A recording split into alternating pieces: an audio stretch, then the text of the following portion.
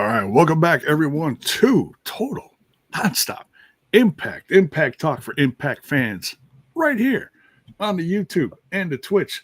And I don't know if this is going to go to audio, but that reminds me, I have to catch up on the audio. Nonetheless, to my left, you're right, Mr. Front Row Bill in the house, back. How are you doing, sir? Doing good, J-Bone. It's great to see that the TNI show was able to go off without a hitch for both the review of Slammiversary and the live show from Rhode Island this past Thursday. Kept it tight. Surprisingly, I think Thursday he did it in about an hour. So kudos on the speed run. Just missed you guys by maybe only about 15 or 20 minutes by the time I got to the hotel. Okay. So definitely, I was talking to J-Bone earlier today. I know a few people had reached out, wanted to know my opinion on some things, but also wanted to kind of go over the last week. So Sunday in New York for Slammiversary, the Rhode Island live show. So thought it'd be good to have a special edition of the TNI show just to get caught up and not have to wait all the way till Thursday of next week. Right. And there'll be plenty more to talk about. And also, obviously, with the news of Hulk Hogan's passing as well. Right. Yeah. And I wanted to give you an opportunity to talk about whether it's, TNA Hogan stuff, classic Hogan, whatever, it's just, I didn't want you to have to sit through another week and have to wait. So I figure that's only fair. So yeah, let's start out with, you know what? Let's start out with the elephant in the room. Let's start out with Hogan, and then we'll backtrack to Slammiversary and then talk about the tapings from this past Thursday, the live Thursday show. And so what were you? How did you hear about the passing of Hogan? I actually heard about it this was Thursday. This obviously all happened. So I was actually still working. I was at a customer down in Philly. And as I was kind of finishing up and leaving there, I had called my buddy Dave, who and I was just checking with him during lunch before I was going to be heading to Rhode Island later that day. And he thought I was calling him about the news that Hulk Hogan passed away, because we actually ran into him down at his restaurant in Florida years ago when we went down there on a trip. Oh, that's right. So he thought I was just calling him about that, but I did not even know. So that's how I found out. So pretty much as soon as he told me that, I kind of looked into it real quick and saw the confirmation and everything. And I guess some people kind of knew there was some recent, I guess he was in the hospital and some more recent health problems, but it felt like at least a few months ago, he was out and about, really promoting the beer, the new wrestling league. So it seemed like he was really out there. So, but I guess I didn't really notice that. I guess just Bischoff had been promoting stuff for about the last month. Yeah. So, but yeah, no, it was a surprise, because it's one of those things where, obviously his nickname was the Immortal Hulk Hogan. Oh yeah. And still 71 in today's age. That's not that old in today's, in today's world. But I know with a lot of wrestlers of that era, he's lasted more than a lot of them, which it was just a different time. But it seemed like obviously he's always the shape he was in, for his age, he looked more the part than a lot of other guys. So definitely a surprise. Yeah. And obviously, I know there's been a lot of talk about it, but I don't think you can not say how big of an influence he was. Wrestling, pro wrestling does not become mainstream with his influence in the 80s. And I'm probably maybe even more UJ, but I'm right there. I was born in 81. So when I'm a young kid, that's the first kind of I probably wasn't coherent enough yet for the first WrestleMania, but by the time you're getting to WrestleMania 3, 4, 5, from Andre to the rematch and the tournament, and then Mega Powers into the Warrior. Now, like, and you're talking Warrior versus Hogan. Like, that's my heyday feud. Oh yeah. So from there to Slaughter, like that was the biggest thing going. And obviously, everyone here knows like my big ECW influence in my area because I went to it. But the other shows I were going to, I was going to WCW in the Civic Center, and I was going to the Spectrum, and Hulk Hogan was main eventing those house shows in the early '90s. So big influence. Oh yeah. Like at what everybody says, like you've been hearing from the wrestlers, he's the one that drew the fans. Like he was that draw. Like there's been other draws, obviously, but he became something different. And his foray into movies and just pop culture, his face is just so recognizable. Oh, he transcended pop culture between for a wrestling. Performer. Like I know a lot of people, like you can either say how much of it was Hogan, how much of it was McMahon, like the whole what they created. Yeah. But he's the face of it. Hulk was the face of it. And that goes right into years later. And I know I've said it here on this show because I know it's a divisive issue of the TNA fan base because TNA was building up and had gotten to a place, and we all loved the talent back in like 2009. It was in a great spot. Oh, yeah. But just like other companies out there, it wasn't appealing to the casual audience that you were looking for. More mainstream. And Dixie made that choice to go, I can bring Hulk Hogan in. Obviously, Jeff tried it years earlier. Right. Because as we saw with the Asylum, like that was an angle that fell through. Like they did that thing in Japan where Hulk was supposed to come over in like 2004? 2003, 2004, around like the late before he did that WWE run that he wound up doing when he went back. Right. So it was already a possibility, but it didn't happen. But then it happened, and obviously for whatever you either didn't like or liked about the product during that time, that's when the most eyes were ever on TNA as a company. Oh, yeah. That was Spike TV. That was million+ viewers.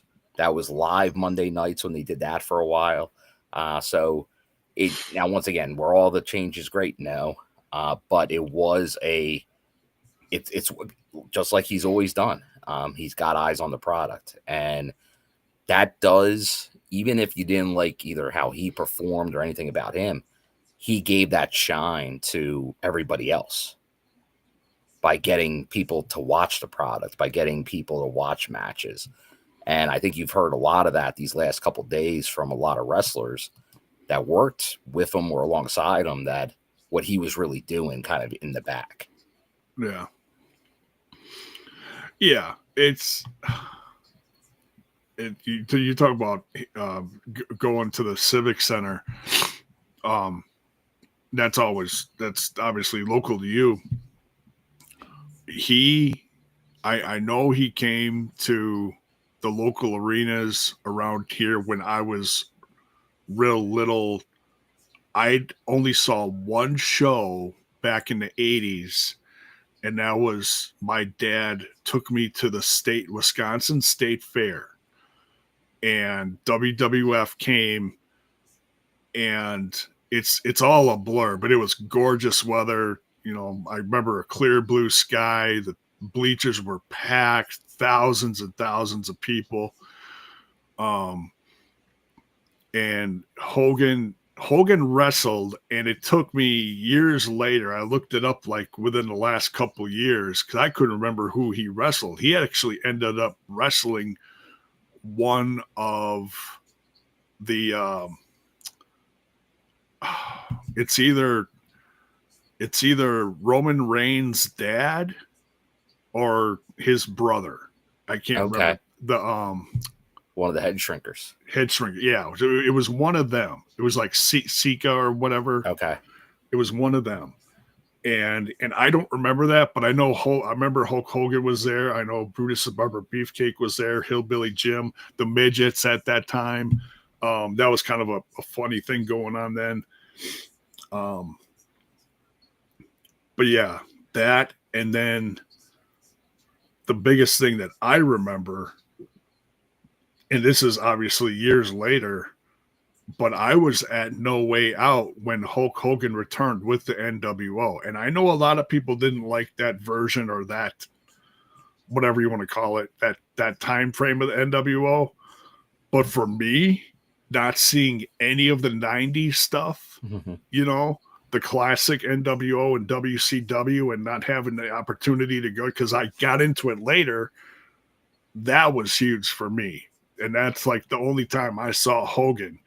And I watched the promo back on Thursday, and I cried and I laughed and I cried and I laughed. I'm like, that was crazy. So yeah.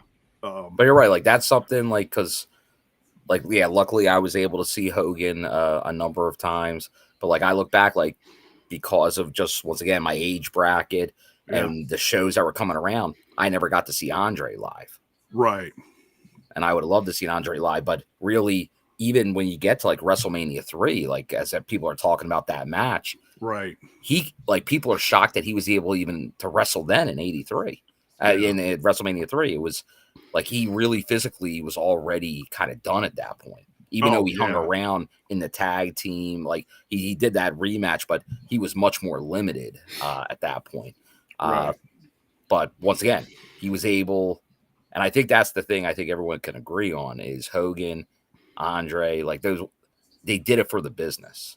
Oh, and that was, and I know there's the whole it doesn't work for me, brother. But yet it seems like, especially in the TNA, everyone that worked with TNA will always say, like, it was always about the business. But the thing is, Hulk Hogan, for the most part, was what was good for business. Right. Yeah. Yeah. So, you're gonna try to bring in the biggest name to put more eyes on a product. That's what you got to do. Mm-hmm. So, and then obviously, like, I know we kind of went from the WWF to TNA, but yeah, you can't. WCW was defeating WWF for quite a while. For a year and that was mainly due to Hogan. That was the Hogan heel turn. That we know we're seeing Cena try to kind of duplicate that now in a way, but that was just so impossible for the face of wrestling. The say your prayers, eat your vitamins. To turn and be the third man. Like, that was something that no one expected. To tell the audience WCW on a map. Stick it.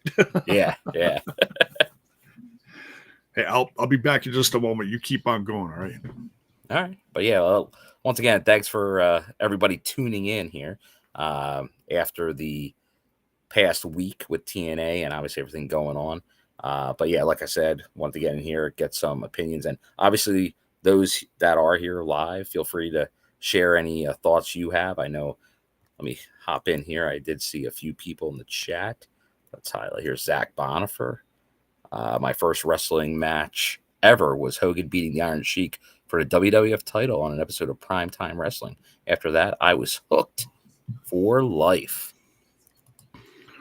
Oh, and because Milwaukee had some pretty memorable events happen as far as wrestling, and for Hogan, another probably the biggest one for me that happened locally. Now, I wasn't there, but I watched it live on TV.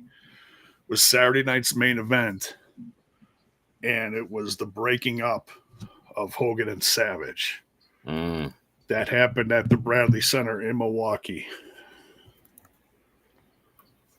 And I know my cousin it's another rough story, but my cousin Michelle, who is dying of leukemia, that was her Make-A-Wish night. Oh. And she got to meet her favorite, Brutus the Barber Beefcake, and she met a ton of others.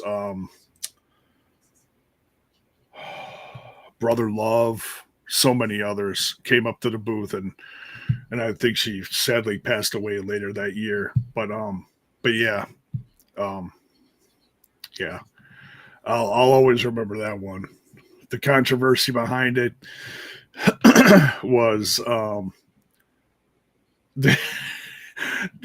Hogan was on.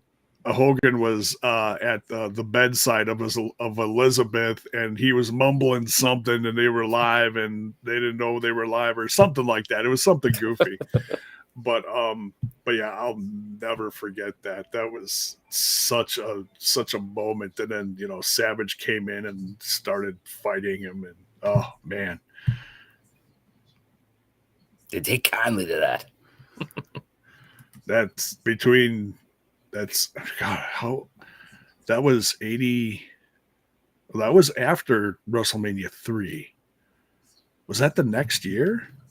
Well, the next year is when Savage won the title because it had gotten vacated after the $1 Million Man fiasco. Okay, so five is when they collided. So it was between 4 and 5. So it was leading up after to SummerSlam, I guess, like where they had the issues.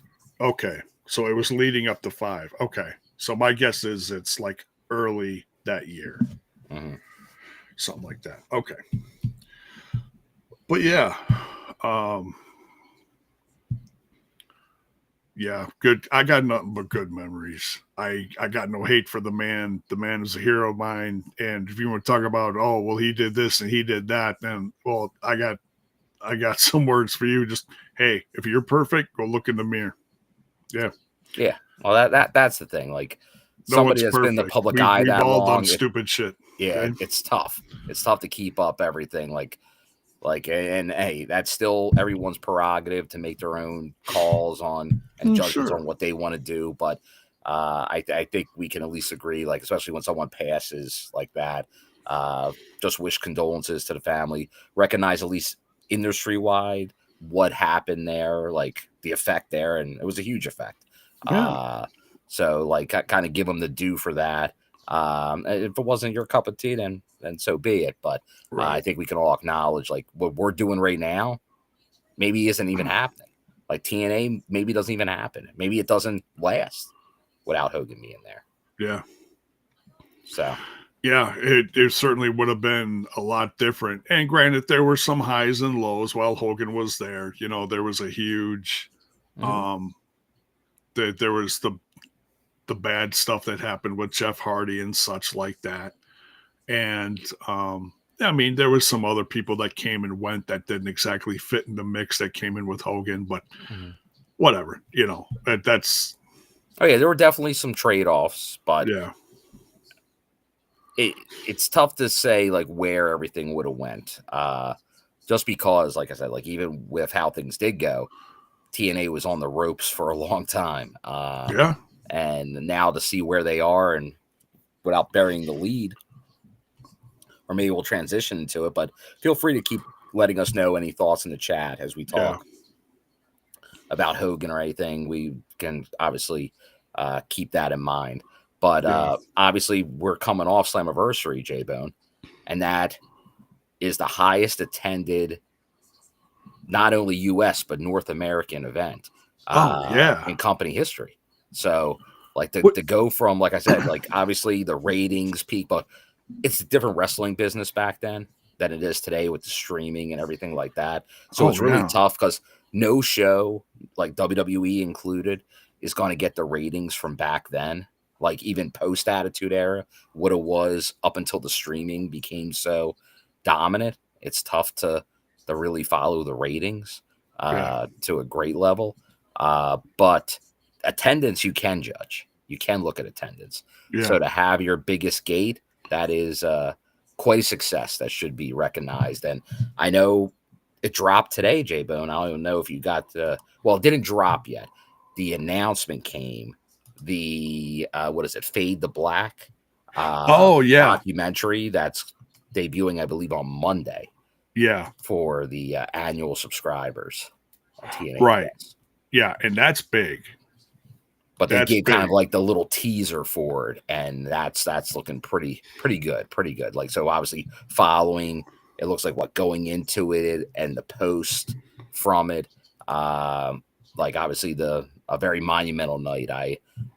From the looks of it, it definitely looks like something that I'm sure whoever they're talking to about broadcasting rights, that obviously the president, Carlos Silva, has mentioned, I'm sure they're seeing this too, because it makes TNA look as big time as it is right now. There it is. Very good, J-Bone. You're on top of it.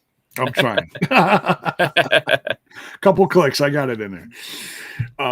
Yeah, I saw the trailer for it, and I was like, "Ooh, hey, that looks pretty cool." And you know what? They've done some behind the scenes stuff before, on the Fight Network. Yeah, Barbosa and his team, but it seems like this is even more so, something like this. Yeah.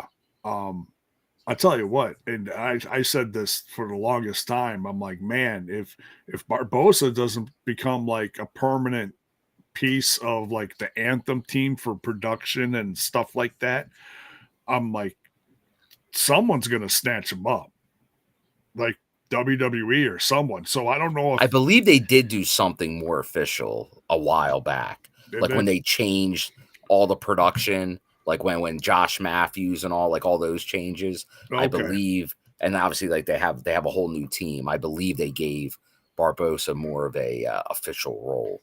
Okay. Yeah, well, he certainly deserves it, man, because he's been kicking out gold for years. Like I know, like the documentaries dating back to like when Cage was in the company, or not. Yeah. I'm sorry. I'm not Christian Cage, but Brian Cage. But he did some of not like the instant classic. Right. It's all this stuff that came out of the fall. I always call it the stuff that came out of the fallout of Lucha Underground, because those guys spread out across the industry between TNA, MLW, WWE, and then what also led into AEW a couple years later. So, no, Aleister Black is not invading. Although if they run out of stuff for him to do, maybe he will.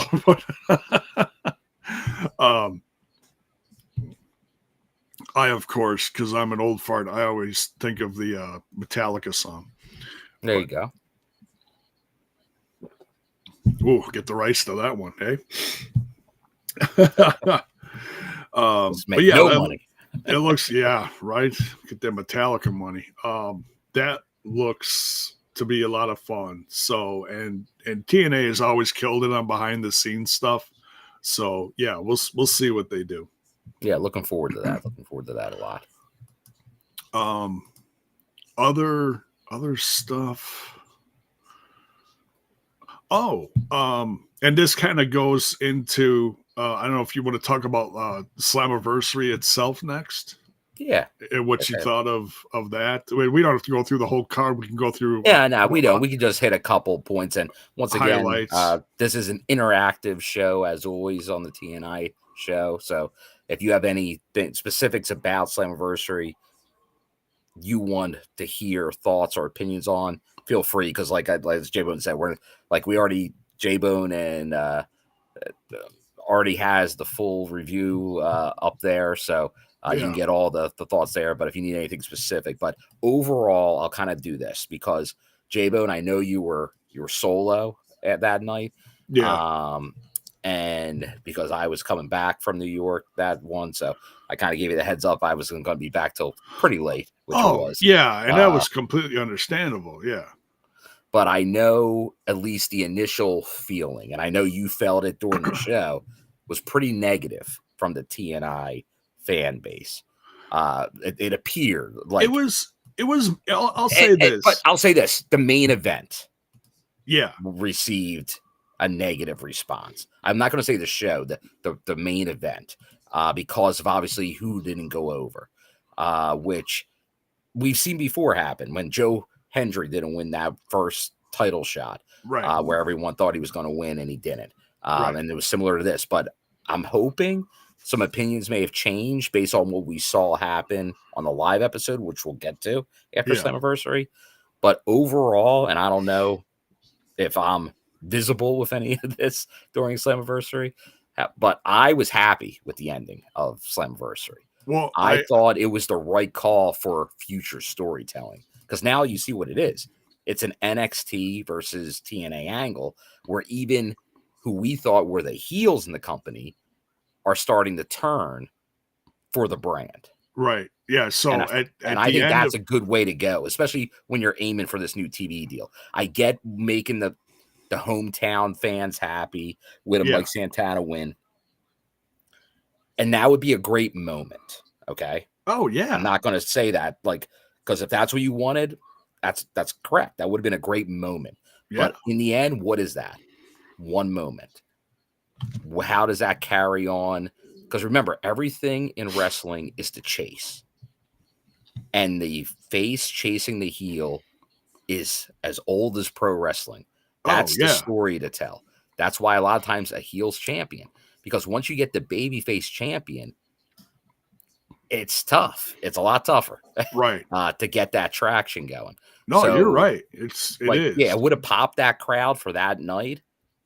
But what does it do after that? I think the storyline is really what the whole company is going to be about. Because like I was telling some other people there, once, and we'll get into the other match, JC Jane versus Masha, title versus title. Once Masha lost that belt to JC Jane, I had in my head, now once again, a lot of times at this I'm wrong, but I'm like, Santana's not like Trick's retaining that title. Yeah. Because that's where they're going with this. Like, that's what I thought. Like, that's what I was hoping. Yeah. So that kind of affirmed where they were going. Like, that JC Jane has both belts. It's NXT versus TNA in full force now. Yeah. And once again, going into Slammiversary and now out of it based on this angle, you're on the CW with these storylines every Tuesday as well. So that's huge for the company. And I think a lot of, even people in our own group, I'll even include myself at times. Yeah. If I know there's a big TNA angle, I watch on Tuesday. If I don't know of any advertised angle going on, I usually don't. And I know some of our other TNI people, TNA fans, they just don't watch NXT. So to them, it doesn't really matter. They're just looking for the TNA payoff. But you got to look, once again, they're looking for this new broadcast deal. Yeah. So the more eyes, just like we were talking about with Hogan, the more eyes, the better. And that's what this was all about. So I get not getting that moment, but just like Joe Hendry got it, Santana's going to get his moment. Like I had that same feeling when Moose didn't win that world title as a face years ago. But then he won it as a heel later. And it worked out even better for him. Right. Yeah, because we all thought he was going to beat Aries. Right. Correct. When he didn't beat Aries, I was shocked. Yeah. Because it seemed so obvious he was going to beat him, and he didn't beat him. So here's a visual from Slammiversary. You're either, at the end of the show, you're either the guy on the left or you're the guy on the right. So So, you know what? I think I'm just out of the picture there. I think I'm just out of the picture. I think you are, yeah. Just off to the right there. But that's not you with the red nail polish. No, that's not you. At least not that night it wasn't. Right. But, and as much as Carlos Silva has said in interviews leading up to Slammiversary that he's not going to play like a TV role, I think this is as much of a TV role as we're going to see him play. He was reluctant. Yeah. It's like, hey, here's the championship, and it was funny because he did the same thing with JC, and JC was like, "Give it here." She was such a bitch. It was so funny. It was like, oh, and he's just like, "What are you gonna do?" Yeah, it was a riot. So. Yeah, a lot of us really wanted because it was how they built it up, man. If you didn't at least want Mike Santana to win, you were in line with Joe Hendry, as a TNA they're the fan, TNA guys. But that's once again, that's what we all want because that is the story. Bring the title back home. And that's why a lot of us kind of we're not happy with the AEW thing because in the end, it wasn't brought back home by a TNA guy. It Right. was brought home by a former TNA guy under contract with the other company. So like Yeah. they found a loophole, but it wasn't really that way. Like in the end, Trick will lose the belt to a TNA talent. And that's absolutely. Great. Like, but yeah, Santana, that would have been a great moment. And it still might be Santana. And once again, hopefully it's another, like he'll win it in front of another huge crowd. Or who knows where they'll be? Maybe it'll be even a bigger crowd. Shoot for the moon. All I know is after Trick retains through shenanigans, which I'm starting to talk to the talent about shenanigans during matches, and they're now shenaniganing me back. So we're going to get shenanigans all over the place. After he does that, who has the belt in one of the highest rated NXT shows in recent memory in a segment with The Undertaker on Tuesday? Yeah, that's what I wanted to talk to you about next. Because as much as Alicia doesn't watch WWE stuff, I basically just laid it out for her on paper, and I wanted to get her opinion because I feel like there's not a lot of gray here. It's like you can look at it like it's basically because it happened right after Slammiversary. So it's like you got the loss from JC Jane, you got you got the win from JC Jane, you got the win from Trick Williams.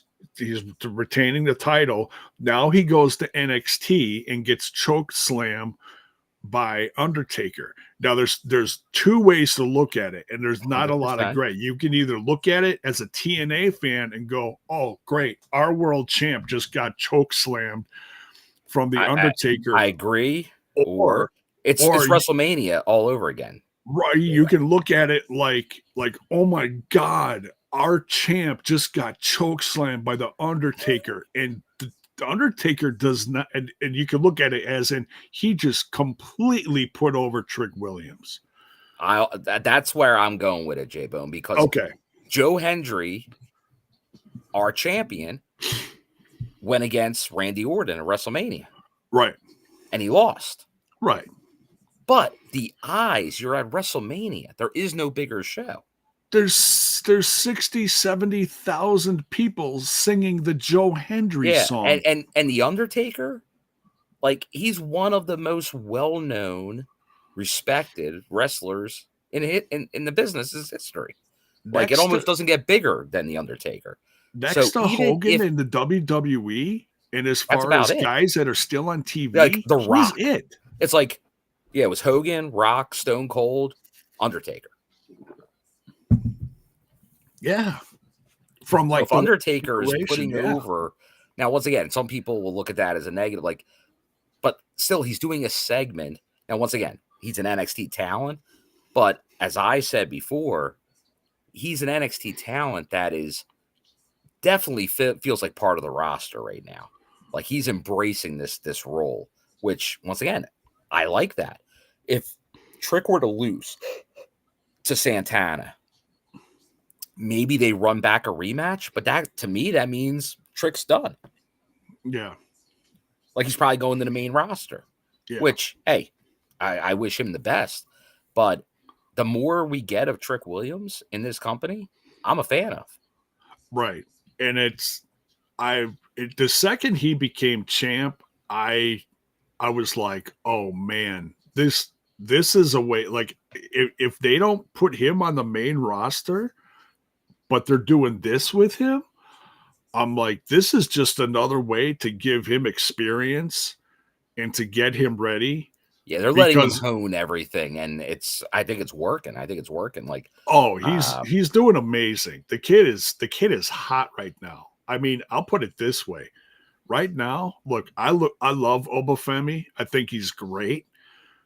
But Trick Williams as a champ is destroying him. Mm-hmm. Totally. I mean, he's the champ for another company. He's on TV several times a week. You can't beat that, you know? Yeah, and now we're going to see it even more, obviously, with JC Jane as well. Now, like, once again, I get that. Like, as big TNA fans, you might be like, that's a spot for someone on our roster. Yeah. And I get that. However, who's missing their elevation right now that should get it? Right. I think in the end, you're getting people to ascend to this spot. Like, yeah, they'll get that spot in a couple months. Yeah. It might be 3 months, it might be 6 months, but they'll get there. They just weren't there yet. And that, once again, that's not a slight on Santana because he's been killing it.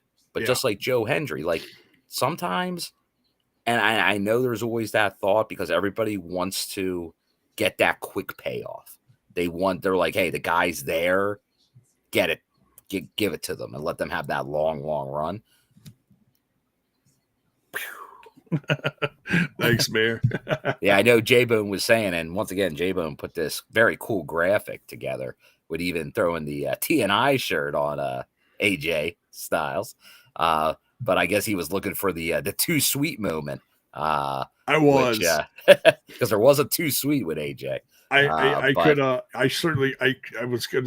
tried to do like a screen grab off of like a TNA Plus, but it won't let you. So, and I didn't know where else to get it like randomly because the clips that were out there of just him in the ring, or coming down to the ring. So I'm like, okay, I got this, Yeah, that was the going away. That was the leaving the ring. Too sweet. No, this is when he was coming down. Oh yeah, okay, but does this the too sweet was when he was leaving? Yeah. So, but no, that's once again, like I think that's kind of the big focus on Slammiversary. Getting into like kind of any more specifics, like I think you'll know what my favorite match. Well, favorite match of the night, yet who you would probably think I'd root for, which I was. Like we had the youngest history-making X Division champion, Leon Slater. But once again, my guy Moose, I thought would once again put out another killer match. Like the most underrated probably member of the roster, Moose, for putting on big-time matches. Because he can wrestle with anybody. He's just got that skill where he can wrestle with anybody. Right. And then at the end, obviously, putting you had first he put over Leon by strapping the belt to him. He did by taking it from Carlos and then giving it to him. So Carlos was all over the place. Right. Carlos is like, oh, now what? What's going to happen here? But then obviously you had AJ, which was it was the X Division, so you thought maybe AJ gets involved, but I think we were all hearing the rumblings about maybe something with Kaz or maybe something involving the main event. So him coming up here was a little bit of a surprise, but then he obviously puts Leon way over, which obviously the Hardys have done too. So they're putting a ton in to Leon Slater at that young age. I got to imagine. Now, once again, I'm sure there'll be conspiracy theories, but he's so young. He's going to be in TNA for a while, but I guarantee you WWE has their tabs on him because they obviously had a say in how AJ was going to be used. And sure, when you're getting that's not only an AJ kind of I give him the thumbs up. That's really also the WWE giving him a thumbs up. Oh, sure. So once again, it just speaks to where Leon is at this point. And I think we all saw from the beginning the in-ring skill, but stuff with the Hardys and then in the Moose feud, we saw Leon talking more on the mic, cutting promos. And I think he's leaning into a sweet spot where he's comfortable. And I think he's been doing a great job. Yeah. Yeah, he's doing pardon the pun, but he's doing phenomenal. And I see Team Twitch in the chat with next spike here. I would also say the opener, Ali and Alexander. That was my match of the night before I had the X Division title. And they're close. If you want to, and then I would say probably the obviously the ladder match was up there too. And Oh, just yeah. spot wise, can we go over now? Once again, the Hardys win the titles back. Sure. Legends, one of the greatest tag teams of all time. Well, we do know about obviously Bound for Glory, Team 3D coming back, right, versus the Hardys. So which there's is that. huge. That's a big feud there. A lot of history with those teams. We know they were Matt and Bully were teasing it on the socials for a while, so we're going to get that payoff. So that's big. We don't know yet what AJ is going to do, if he's going to be back for Bound for Glory. What he made that comment, he's like, when someone like there was a chant about like one more match, yeah, and like he's like no, like he kind of put it aside, but he's like we'll not come back to that. We'll but come back to it. Yeah. So we'll see. I have a feeling they just don't know where it's going yet. Yeah. But they probably have an idea. It'd be nice. It'd be nice. I think it's going to happen. I just don't know if it. Like I think a lot of people are making the assumption it's going to be a Bound for Glory. I don't know if it will. I think there could be something. I just don't know if it will be a match yet. Because for all I know, that might be Genesis next start. Yeah. So we'll see on that.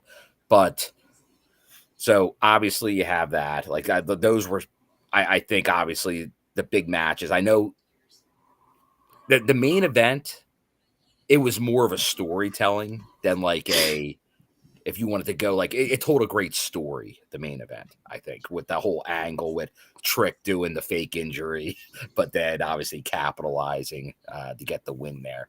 Oh yeah, underhanded tactics. But back to the tag match for the ladder match. Yes, the spot. Oh, bad. First Class did.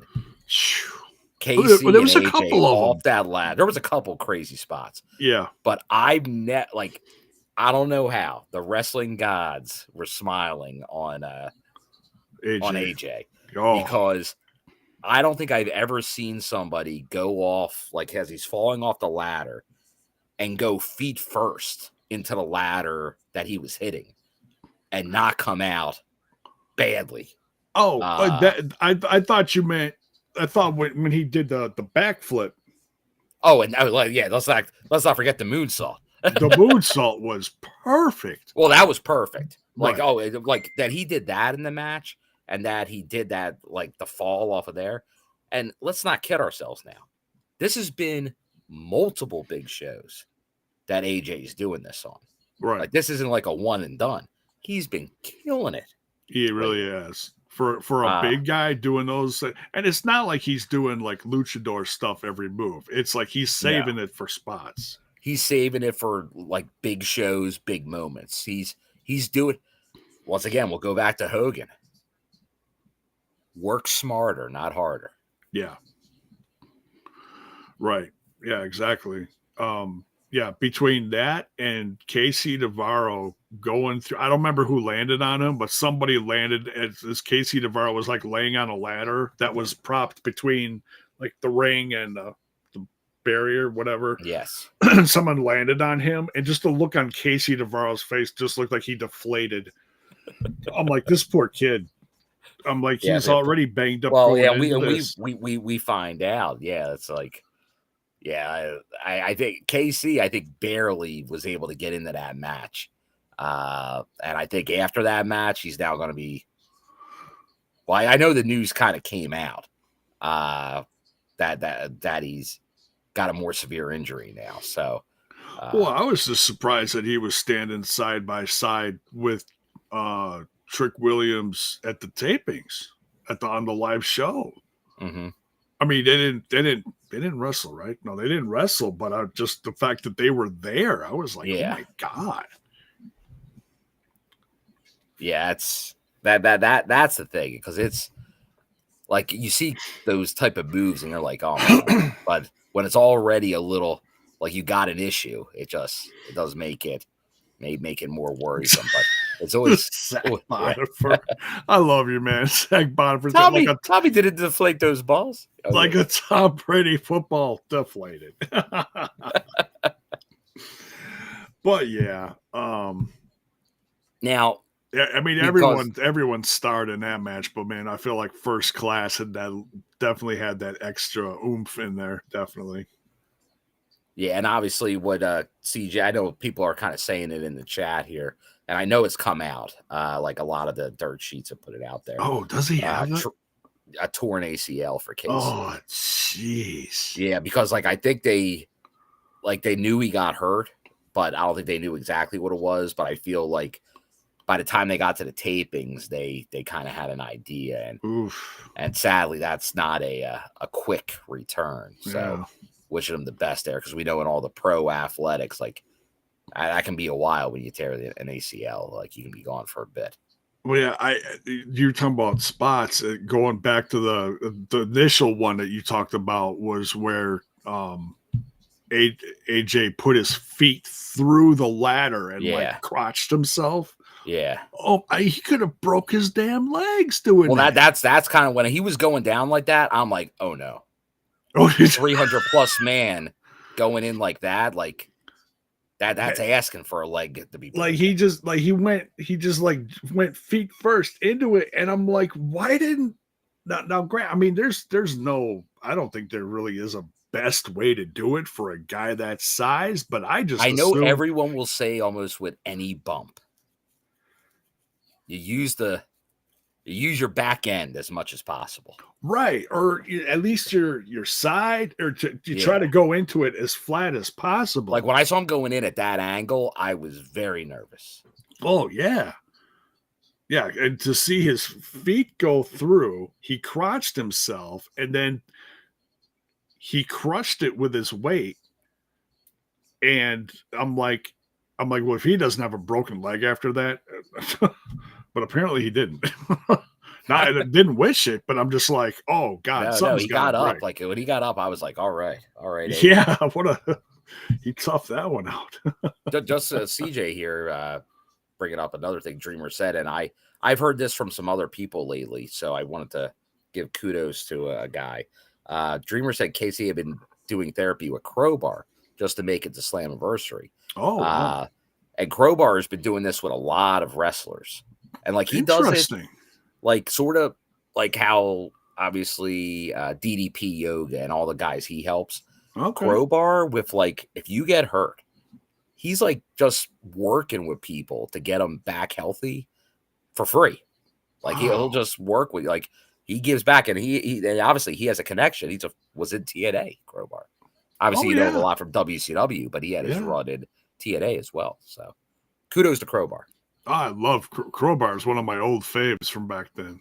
He at the last Battleground show that Alicia was also at that we go to at the 2300 Arena. He won their title, their world title. So really, congrats to Crowbar. Oh, good for him. He's in phenomenal shape. Oh yeah, he really is. I like the videos he was making the last few years. The black and white. Yeah, he's sitting on a chair with like a glass of whatever. A glass of wine.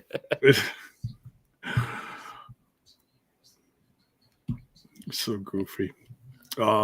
Very different from his WCW persona, like complete Jekyll and Hyde almost. Mm-hmm. But now, so we talked about like kind of like the matches like I'm highlighting as I thought like those were very good. Yeah. I will mention one that kind of surprised me. Okay. In a way where they didn't gel for some reason. And that because I had high expectations for a match. Okay. The Tessa versus Indy Hartwell match. Oh, see, I thought that was pretty good. See, I to me it came off. It was my word for it. I'll say was clunky.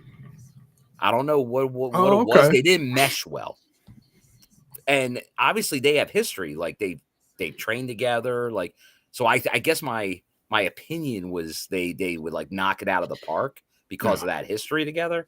And maybe that's just and that might be putting a lot on Tessa a lot because I think Tessa's one of the best wrestlers, period, in the world, let alone female wrestlers. But for some reason, I just didn't like. I guess I thought they had the chance to be like. I just highlighted like my top 3 matches. If you told me that wasn't going to be one of the 3, I would have told you there's no way. Right. But yet it wasn't one of my top 3. Not to say I'm not saying it was bad. I'm just saying it wasn't what I thought it could be. Yeah. And maybe that's why obviously you had the angle after the match with Gia and Tessa now suspended. Yeah. Attacks Gia Miller. Yeah. And that was shocking. I mean, that was shocking. And that was right in front of you. I mean, she destroyed Gia. I mean, she threw her into the steps and everything. I was like, holy crap. Because in my mind, and I don't know how it happens still, because if we're talking the storyline, TNA versus NXT, who's going to claim the belts back? Yeah. I think if you have your money on Mike Santana to get the world title back, it's a good guess. Yeah. That's probably the Vegas favorite. The Knockouts belt, I think, is a much more difficult thing to surmise. Because I think if you go right now, you'd be like, okay, based on her winning the match, is it Indy Hartwell? Could be. It's a good guess. But I still think, but I don't know how you do it because she's such a heel. And especially after what happened at Slammiversary attacking poor Gia Miller. Yeah. But I thought Tessa could be the one to take that title back before all this. Well, now it's like, how do they get there? And when she was suspended, my first assumption is that people are saying a million different things. I don't know if you got a little inside tea as far as what's going on with her. My first thought was, oh, well, she's not going to be around TNA for a bit. Guess she can go to NXT and go mess up some chicky poos over there. Well, now you're speaking my language, J-Bone. I don't know anything, but that is what I am thinking. That's what I'm thinking how this happens. Yeah. Is she starts. Now, it's interesting, but we kind of just saw it where we saw on TV Moose go after Sami Callihan so hard to retire, personal attacks. But then, like, Moose is part of the system who's becoming face, and he had a very face reaction to Leon after the losing the belt. And his speech with the system on this past Thursday. Correct. Like, so it seems like a different direction for Moose. It does. Now, could Tessa do that same thing? Could, like, she lose it on Gia, right? Get suspended, but then maybe shows up at NXT to cause havoc and represent the TNA brand still in a way to go a face turn on coming back to TNA? Crazier things have happened in wrestling. I just don't know if I can put it all together yet.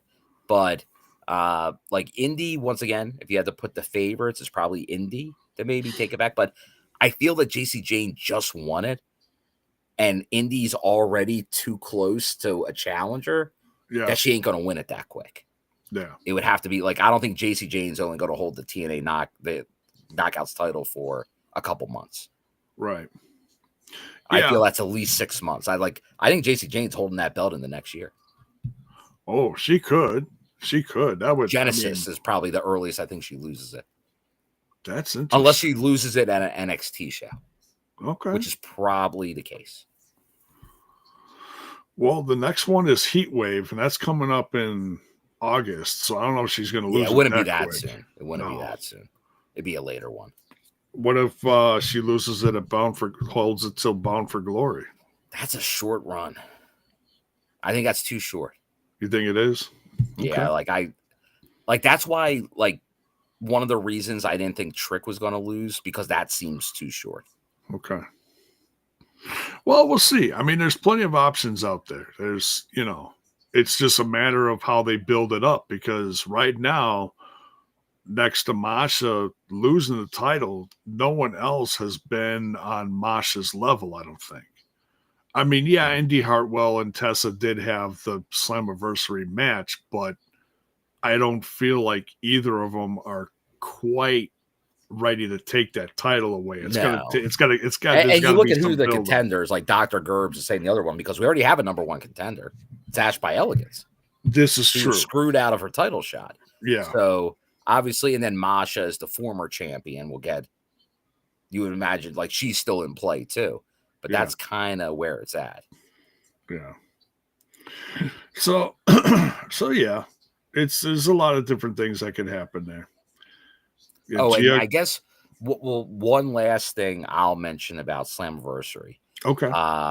match wise, was you had the fourth rope match, which I'm here. I'm a straight talker. I will admit when I'm wrong. Skywalker. I would know. I was wrong about Enzo. Yeah. I thought he would get booed by that crowd, and he was over like Rover. Now, once again, if he shows up to not New York, does he get the same reaction, or does it change? I don't know. Yeah. But I'm now of the belief, no matter how much time goes by, if you were way over in WWE, it will retain itself at a TNA show. Yeah. That's the feeling I'm getting. To a degree, yes. Yeah. Because there's different levels of that. I mean, Enzo was the entire arena chanted your shtick to like I'd say the bottom end of it would have been like Jose coming out with the conga line and everybody going, yay, that's nice. Okay, now what you got? So but yeah, well, and not and just they that. won. So that's not over yet either. So that was kind of a surprise there that they won. So I got to imagine we're going to see more with that, which once again, I think just like some other things, he brings some eyes like people do. But like, as long as you get those kind of reactions, it's just, I guess my way of looking at it was I saw him a number of times at MLW shows. Yeah. Like the last couple of years he was running, and he was getting booed out of the building. Like the fans weren't embracing him at those shows. Now, that was a smaller crowd, similar to an older TNA crowd.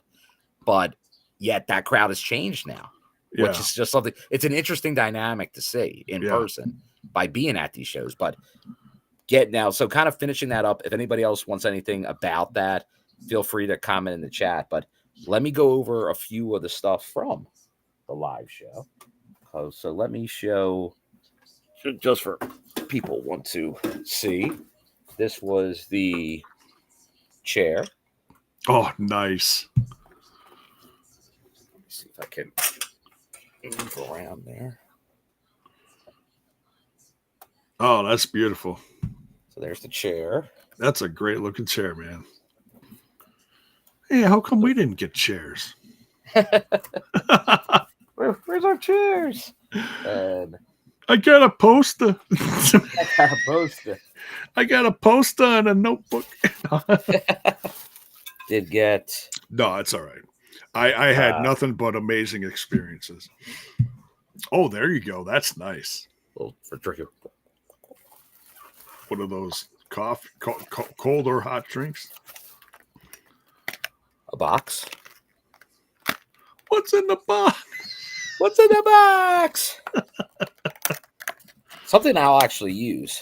Hopefully it lasts for a bit, because a lot of time I get these. I go through a lot of these on the road, but a little charger. Oh, nice. So always good to have. TNA charger. So you charge the charger and then you can plug stuff into it.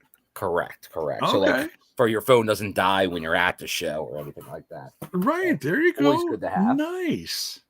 And then on my seat when I got there, talk about this stepping up, man. There was a hat from one of the new sponsors. Oh, nice. That's the one that was doing the sangria. Oh, so did you have one of those? I did not. No, okay. A lot of times, like, I usually don't drink at the shows. Okay. Because especially a show like that, because I knew I was going to be driving for some hours after it. Okay. So I usually don't drink at the shows. Okay. But did anyone around you try any of them? I saw some people with them, but there wasn't anybody, I think, that I noticed right near me with one. Okay, I was just curious. I did see some throughout the arena. It sounded tasty. I'm like, ooh, sangria. I like a sangria. But for all I know, someone right behind me had one, but I just wasn't looking. Okay. You know me, I'm always focused in front of me. Usually. Right. Or to Well, the speaking about in front of you, what about those kids that were like standing in front of you for the whole pay-per-view? I'm like, well, J-Bud, did any of those kids look familiar to you? whose kids were they? They were all the Talents kids. Like Mike Oh, Santana's daughter was there. Frankie Kazarian's son. Actually, if you look right behind me, Hall of Famer Tracy Brooks. Oh, okay. Well, if it's their kids, okay, they get a pass. But I'm looking at you and I'm like, poor Bill's got kids in front of him. Yeah, I'm Jeff like, Hardy's daughter. Like it was a lot of the Talents kids were around. Okay. Yeah, and well, for a big show like that, that's yeah. Okay, they get a pass. Come on. Well, and I love it's a TNI show, kids show. And look, I love kids, but if I'm sitting at an event and I paid hundreds of dollars, I don't want some kid jumping in front of me. And, all right, hey, spilling my sangria. Spilling my sangria. CJ Martin says the red sangria went down nice. Okay. Oh, there you go. All right. All right. So then that leads us to the live tapings, and that was in Rhode Island. Now, what you're certainly more knowledgeable as far as on the road and where they've been and how long it's been or whatever. When's the last time they've been in Rhode Island? It'd be a long time, J-Bo. I was gonna say, is this a first? I think they may have been there, but I think you're talking like maybe 12 years ago. Okay. So yeah, a long time. Now, let me give you kind of the rundown of the Rhode Island thing. Okay. So this was interesting because honestly, have I been to Rhode Island before? I don't think so. I've been nearby. It's in your neck of the woods, right? What's that? It's in your neck of the woods, right? Not well. It's it's an interesting thing you say that, J-Bud, because technically it's on the East Coast. It's a couple states away, but it's so pretty much for me to get there because I was coming from Philly. I went into Jersey. I gotta get on pretty much I-95 the whole way. So into New York, New Jersey, into New York, into Connecticut, into Rhode Island. But I actually stayed in Connecticut. I got my hotel in Connecticut because I guess there was another thing. I forget what it was. Somebody told me what it was, but there was something else not far. There's not a ton in the area. Like you have the college there, right? And it's summer, so most of the students aren't around. But it's a beach town for the most part. So you have to go through New York and Connecticut. Yeah. Oh, see, I'm thinking it's like right next door to you. No, Jersey's next door to you. Yeah, New Jersey's what's next door to me. Okay, and if anything was closer, it's Long Island is just up the coast there. Yeah, so Long Island still that was this was further than obviously Long Island, right? But Long Island's not around the corner either. There's parts of New York that aren't too bad. Like to get into a Manhattan or something like that isn't too bad because you got to remember when you go to New York, it's islands, so you got to go from one to the other to the other. So Long Island, you got to keep going. It's further out. But so just for once again, Rhode Island, not a lot around there. Like when I left the live show, okay, because I know that was a question that came up. When they do a live taping, okay, normally at any TNA show, they'll start out with a couple explosion matches, which they did. But then they taped because matches started around 7:00. The live show went on at 8. They did a couple matches for the following week's show before the live show. Yeah. And then after the live show went off the air, they film the completion of next week's show. So by the end of Thursday night, they were pretty much done the following week's show. So just like they do for a TV taping, they 2 and 2. Okay. And then the next night, obviously, filmed the following 2 weeks. So what city was that in? It was in Kingston. That's where the University of Rhode Island is, which is not far off the Connecticut border. Like my hotel, like I was telling you, was about 30 minutes away. Okay. But it was like a straight shot. Okay. And Providence is just north of there. Correct. Okay. So some people went even further out to stay. So, and I know like Gary here is mentioning, which I think we should keep this in mind. The Rhode Island shows did not have a lot of time when they were announced. Everything I was told, just like when they did Genesis in Texas, and then they did Rebellion in California, not at the same venue, but something a few hours away. Yeah. When they picked Slammiversary, New York, I think every intention was to have the follow-up live show be in New York. I can't tell you what venue it was, but it was. I don't think it would have been in the city, but it would have been maybe White Plains, maybe Albany, maybe Poughkeepsie, somewhere like there, where you still would have got, I think, more of those New York people. Yeah. Because going from New York to Rhode Island, not easy. Like, it's like it would have been like my trip. Like going through Connecticut, a lot of traffic. Okay. Like that's just what it is. Okay. So you were getting more people coming down from like Boston, where obviously Bound for Glory and Lowell, they're the ones coming to Rhode Island.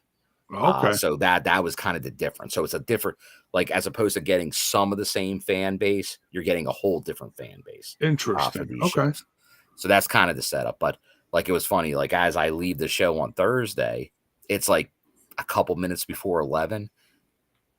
Everything's closed in that town in Kingston. Yeah. Even gas stations. Like, it's nothing. Like, everything's closed. So even where I stayed a half hour out, mostly the same, not much open. Right. Like you have to go, like, if you went a little bit further, then you're like at Foxwoods Casino in Connecticut. That's where like stuff's open and things are about. But then you're not that close to the venue. Right. You're like 45 minutes away at that point. So that was one of the things with that. So it's just, you have to get an idea like where some of these places are.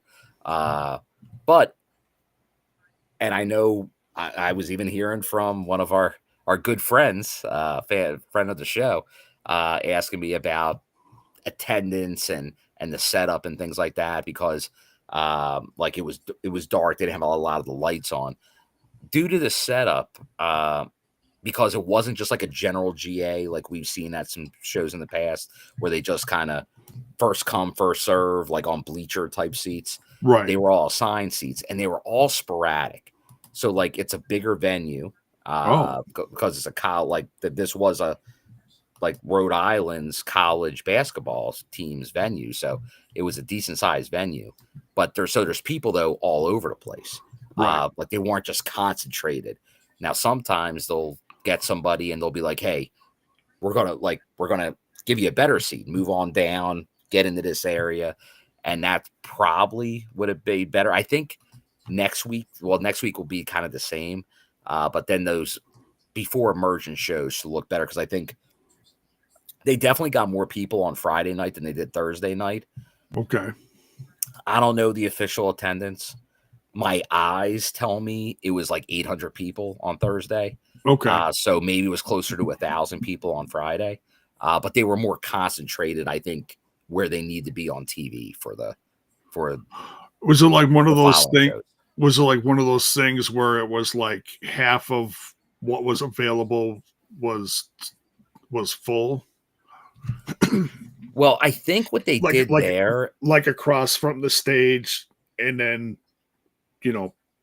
back on the other side of the camera is where it was all full, and then the other side was empty, or yeah, pretty much the way they have it said, like where the cameras were, they only set up like there was no, like it was just floor seating. Okay. So like it was all to one side, sort of like even back to the Impact Zone type style. Gotcha. But like I said, there was like I think they just opened up when they probably put them on sale, and they went through like the Rhode Island. This is a college. Their ticket, like every time you go through a college, use their ticketing site. Yeah. And I optimally, just like they did for Slammiversary, it's like you sell areas. So it's like, okay, focus on the camera, just make those tickets available. But I feel like everything was open, like more than should have been. And then people just started buying tickets in all different areas. So they were just all spread out. So it just, once the thing, like if it was either a little smaller venue or more concentrated, it would have probably had a little better look. But that's kind of what happens. So they can't all be perfect. But like I said, I think as we will evolve on TV, it will look a little better. So, like I said, because once again, if we're talking 800 to 1,000 people a year ago, that's a very good house. Oh, yeah. But we're just coming off such big attendance numbers. Yeah. I know there were a lot of people kind of asking about that because I know I was specifically being asked since people knew I was there. Yeah. They're like, well, what's going on here? So what happened? I want to at least address that. Yeah. So, yeah. And like, I noticed that too a little bit. And I'm like, because I went to the website just to see like what was available. And I was like, ooh, but I'm like, still, I ain't worried about it. You know? Oh, no. Like in the end, once again, it's a new area. And obviously, as they're going in that area for Bound for Glory. Yeah. This does help get some momentum going for that area. So you got to look at it like it's a baby step towards stuff. Just like when they go into some of these other markets, like some will be gangbusters, like the stuff in Texas, because they'll just embrace it and be like, yes, give us wrestling. Yeah. Some of these other ones are going to be a little bit of a tougher sell. You're going to have to prove yourself to them. You're going to twist their arm a little bit. Yeah. Or, you know, and then like maybe next time if they go back to Rhode Island in another year some word of mouth and all gets there. Because once again, like I said, like it's been a long time since they've been there. Yeah. So but hopefully you get those people that were there. And I'll say this because like before the show, they're always like, hey, who was here yesterday? Who's here for the first time? This might have been the most drastic difference I've seen, this is positive. A lot of people that were there for the live show, very different crowd for the tapings the following night. A lot of new people were there. So that's a good, once again, it's not easy for everyone to go to a show on a Thursday night. Oh, that's because of work the following day. Right. Friday night, a lot easier. Yeah. Now there were some surprises on the live show. There was. One was there was the Knockouts tag match. Mm-hmm. And that was, going into it, I was like, oh, maybe a free agent, maybe someone that's been a little more vocal on social media, maybe someone that's been doing vlogs like a Shotzi, or who else? Gigi Dolan. I don't know when their stuff comes up as far as being free, but I'm just trying to think. I felt it was close to Slammiversary, so the timing feels right for NXT releases. And that's only 30 days, and plus there's a relationship there, so maybe even bypass that. I think it's gonna happen eventually for someone like Gigi Dolan to show up. I got to imagine that. Yeah, the former Gigi probably. I believe she's back to Priscilla Kelly. Well, I got to imagine it feels like so natural a fit for her in TNA. Right. But once again, I was happy at who showed up because I thought her team was winning the TNA Knockouts tag titles not long ago. And then they were released. I thought they were winning that match, and then they were released the following week. Well, she was released. Yeah. Lash Legend, obviously, still there. Yeah. And so I had to do a little research because I didn't recognize the face because I'm just more familiar with Lash Legend. I think she stands out a little more. she's quite the presence. So then I was like, they were like, oh yeah, it's it's Mara Sade, and I was like, oh, okay, Then I look it up. Oh, formerly known as Jakara. Yeah, it wasn't that long, Jay, but I think we saw her like within the last couple months. No, I know. I just there's so many girls on the NXT women's roster or Yeah, her women. last match may have actually been in TNA. I Like probably was. with NXT. Like it may not have been on NXT. It may have been with actually her. Yeah, Jackson. Yeah, Jakara Jackson, Miss Jackson, if you're nasty. Oh, So sorry, Miss yeah, Jackson. I said my my my wife is just within an earshot of me. Heard me say that. She goes, "Oh no, you did not." Oh no! Oh no! She's my wife is a big fan of the '80s, but mid '80s Janet Jackson release that had Oh, Control and all those. oh. See, you were Yeah, going Jada Jackson. yeah. I was going Miss Jackson from Outcast. I was going a different era of Jackson. Oh, you okay? Yeah, okay. I got you. You're sorry, Miss Jackson. Okay, I was trying to think of the song that you were thinking of. Yeah, but I was thinking of the Miss Jackson. But The yeah, original Miss Jackson. but yeah, I feel like she's a good fit. Why not?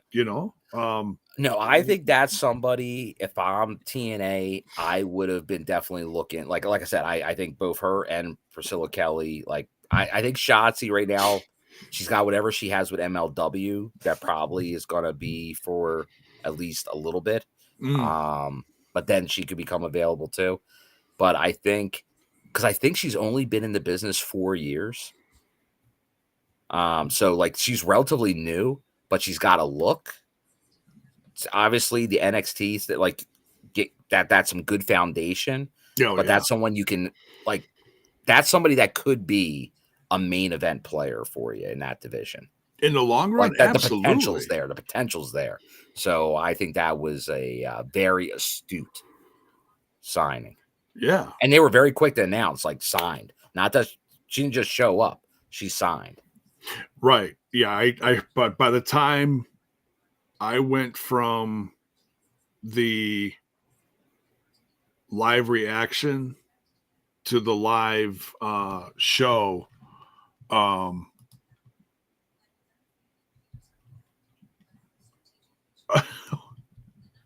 we'll have to address that. By the time we went from the live reaction to the review, um, someone in the chat said, "Oh, by the way, she signed," and I was like, "Oh, that's great. That's great. That just puts a period at the end of the sentence, like, hey, she's here and she signed. That's great." So, real quick, want to address this. Want to say happy birthday to TNI'S very own. Ooh. May or not be in witness protection anymore. Kyle, Scumbag. scumbag himself. Yeah, and you're right. You're right. Like, cause on it just went. His birthday just ended on my East Coast time, but it's still his birthday on J-Bo time. Yeah, yeah, yeah. Because I just know the Facebook thing just pinged in my ear, and because me and Kyle, our birthdays are very close to each other. So yeah, yes, happy birthday to the scumbag. yeah. Wish you well, and hope life is treating you good. Yeah, I haven't even talked to the guy. I think he may have been at Slammiversary, but I'm not positive. See, and I thought the security, one of the guys that came down for security, there was a skinnier kid with glasses. I thought that was him, Yeah, you but I thought it was couldn't the see scumbag? his back was always to me, and I couldn't see his face. I'm like, is that Kyle? So I quick put in the chat. I'm like, Kyle, is that you, bro? And he's like, no, but Papa Don apparently was there. Yeah, Papa died. Yes. Yeah. Well, I'm starting to notice there's definitely some familiar faces with security and some of the. Just keep your eyes peeled for some of these individuals in your future. Okay. So okay, so you had a good reaction to Mara Sade. Yes. Um, Yes. The now they Knockouts division continuing to reload. Yeah. And it's just, man, there's just more and more showing up. But it's, it really felt like they were on a pretty weak end of things within the Oh yeah, last. like it thinned out. Like it like pretty much when we had a lot of those lost, like when Trinity went back to WWE, Mickey James was out of the fold. Yeah. Like then obviously Jordan. But it was a lot. It wasn't just even like a lot leaving. It was a lot at the top of the card. That was Oh, leaving. yeah. Yeah. I The mean, whole within the top of the last card year, pretty we much also left. lost Taya. We lost Deanna, Yeah. Jordan. Yeah. I mean, we lost a bunch, Tasha Steeles and Rosemary are some of the last like current Yeah. OGs. But we got the inspiration back. We got some great Yes. international talent. Yep. We got some great. I'll just call them local talents because I'm not super familiar with them. Oh yeah, the sign Jada Stone and Yes, Mila. I'm trying to remember. I know there's so many of them. I know you're talking the brunette, the tall brunette. Yes. Yes. Yeah, they had that match together. Yeah. Oh, Gary wants to know my thoughts on Bill Collier.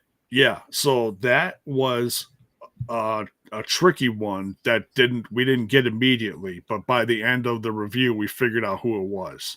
Yeah, because if you wanted to, and he has been at TNA,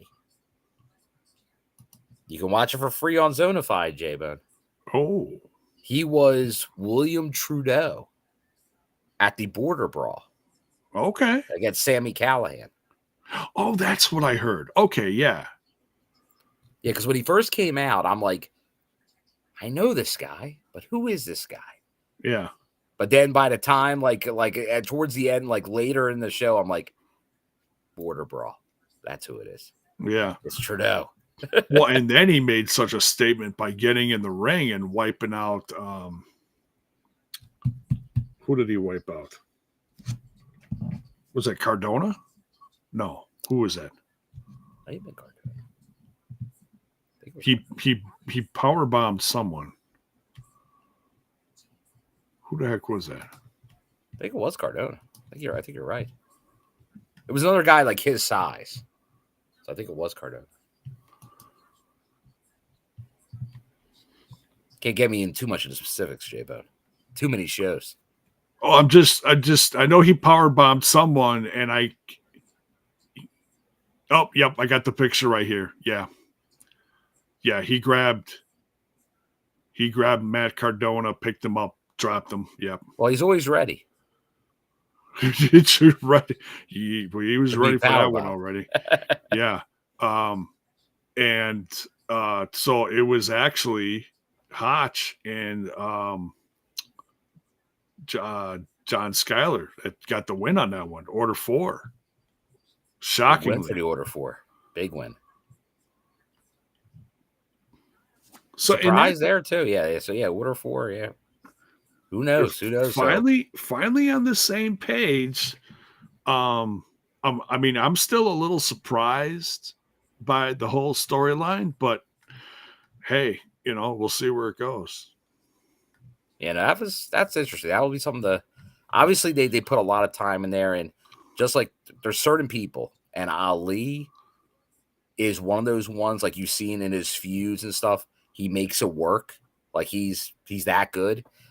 So I won't doubt him.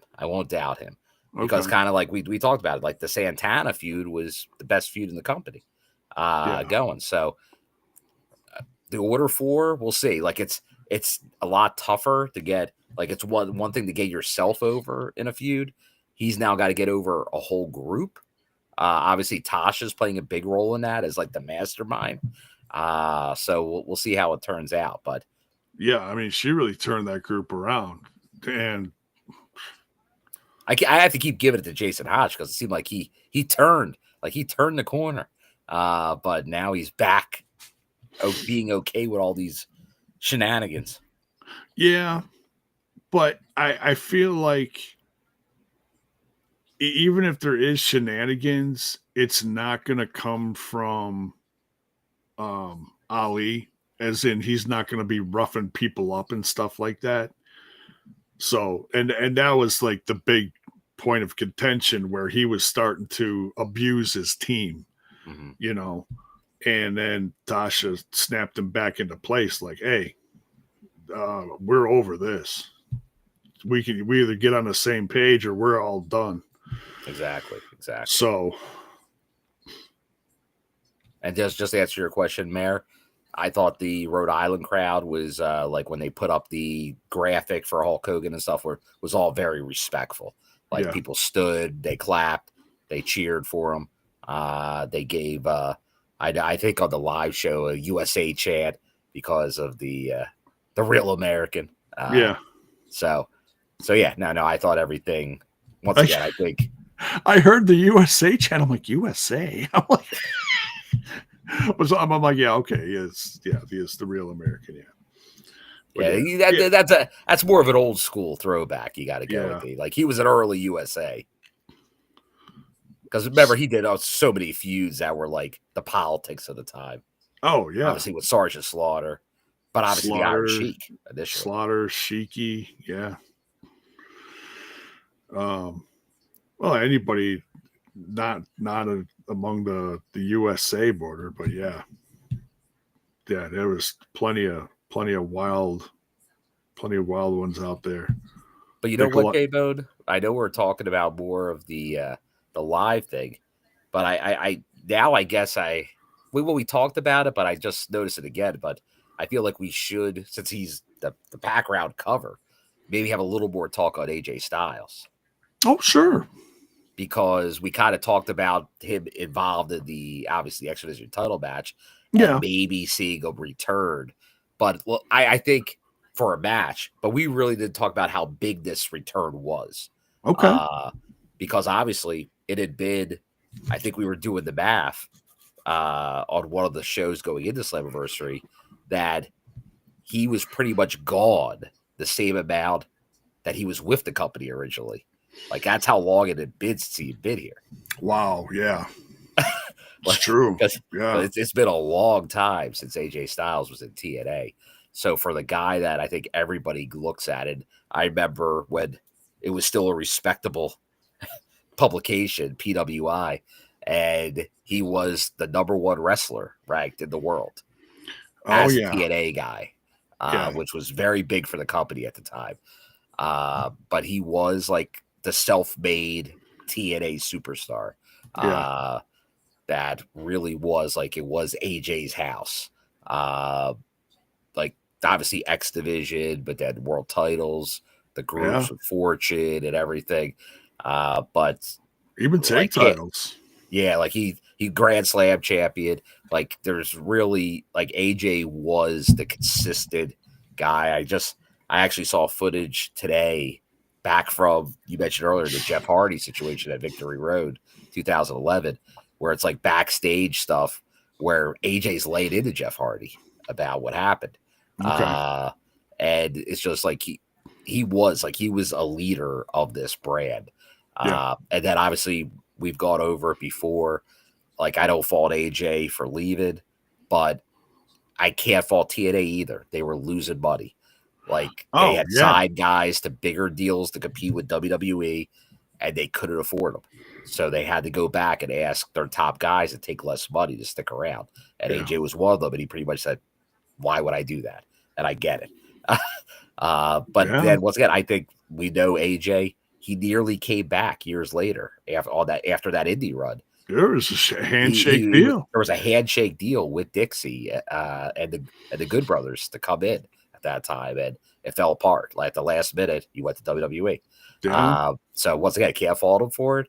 But like I think he always had those bridges open, and then obviously we know for the anniversary he did the video package that kind of let it a little bit more, and we were talking about for a while. I got to imagine at the minimum I know but he always makes comments, AJ, because he does a lot of interviews. Like one of them was, we talked about it, go to Slammiversary. He does not like the theme song, Get Ready to Fly. He came out to it though, J-Bone.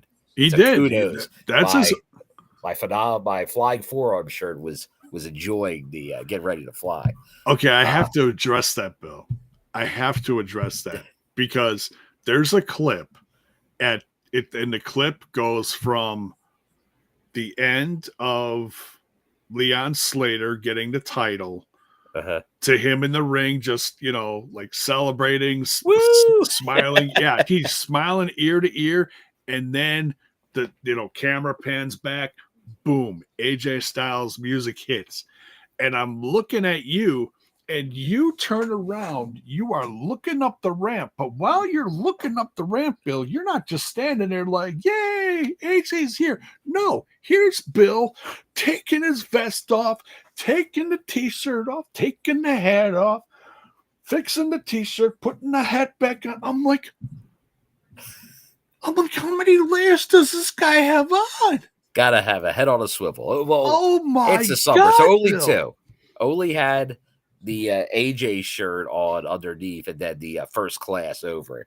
But that was the highlight for me. I was like, yay, that's awesome. AJ's here. But then I, re-looked at the clip earlier today as I'm putting this stuff together, and I saw your reaction, and I'm laughing my ass off. I'm like, there's Bill just changing in the front row. What can I? I loved it. I absolutely loved it. And by the time he came down, you were hat on, t-shirt, you're good to go. I was like, oh man, this guy is something. Our front row, Bill, dude, you are something else, man. Had to be ready for the moment. Like I said, I thought there was a chance it would be during that match, but I really didn't think. I thought it was going to be later. I didn't think it was going to be during that match. Because, but then there was a delay. Like, all of a sudden, Leon was hanging in the ring longer. And then I started peeking towards the entrance.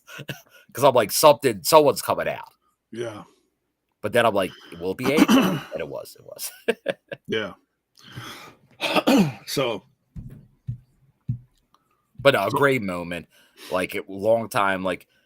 I'm sure he's going to do more in TNA. I don't know exactly what. Because the whole thing I say, he comes out to the song, which is great. Because I know he's not a fan of it. But he knows that's what the fans wanted. So he did it. Yeah. But then I know he's made a lot of comments that he doesn't want to be in any Hall of Fame until he's done wrestling. Yeah. But I know a lot of people are thinking, I know Carlos did an interview where they talked about putting more emphasis on the Hall of Fame. Yeah. It seems natural to put him in, but he's still an active competitor. So I don't know if that would be the case. He is, but this is literally his last year. He just signed a bonus bonus period with WWE, and this is his last. This is his last year. This is it. So, he's done. So my hope with knowing that and knowing AJ what he said is he doesn't go into the Hall of Fame this October at Bound for Glory. Yeah, he has a match, and he goes in next Bound for Glory. Yeah, that'd be nice. So we almost get maybe a couple appearances from AJ over the next year. Yeah. Ending in the Hall of Fame next year. I know that'd be perfect timing. And I know right now he's chasing Dominic Mysterio, but Dominic Mysterio just appeared in AAA. So I don't know if that's a sign that they're delaying the AJ stuff maybe. with Dominic Mysterio, because I was assuming they were doing this at SummerSlam, which I thought they had a match set up. Let me quick check. I'm pretty sure they did. Yeah, I'm hoping AJ is going to be at SummerSlam. I'll be there. Oh, were you going? Oh yeah, yeah. Dave and I are going. I won't be in the front row, J-Bone. Yeah. Oh, come on, Bill. I'm just kidding. But I'll be there. I'll be upstairs somewhere. Oh man.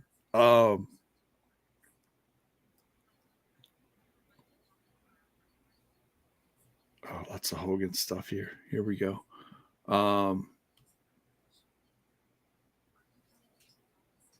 I'm just going down. Mayor the says thing at here. SummerSlam he is wrestling Dom. Okay.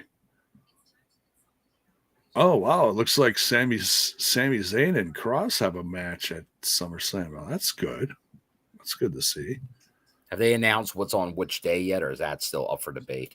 I think that is no. Now they're starting to put it together.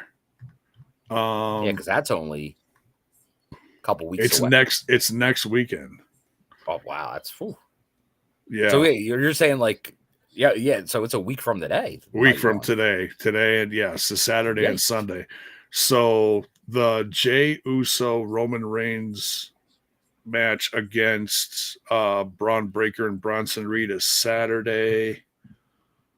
Saturday is Sami Zayn and Cross. There's 2 6 tandems collide in an epic WWE Tag Team Title 6-patch TLC match. Ooh. That's on both nights. Okay. Well, I'll be there both nights. So. Oh, okay. Little back and forth action. What else we got here? Sunday, of course, is Cody and Cena. Also, the triple threat match with Naomi, oh my God, Rhea Ripley and Io Sky. Saturday is also CM Punk and. Well, since you're talking about Gunther. SummerSlam, J-Bode. Yes. And we'll just throw this out there because of everything going on. Yeah. Do you think anyone from TNA shows up at SummerSlam?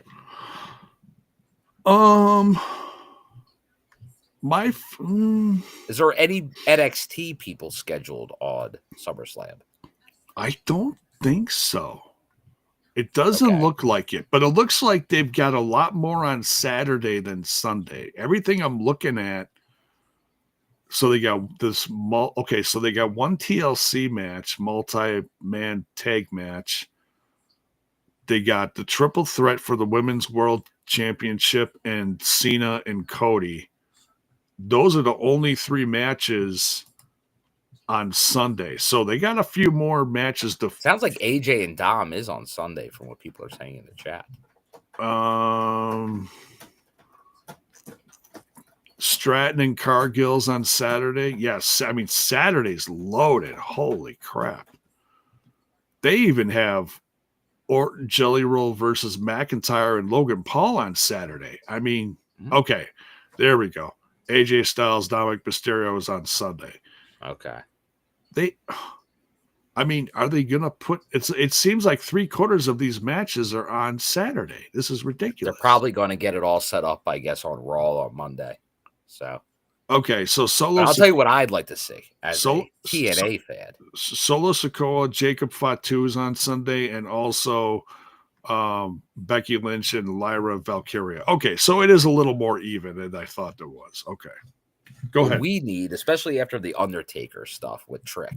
Yeah. We need Trick at SummerSlam in some capacity.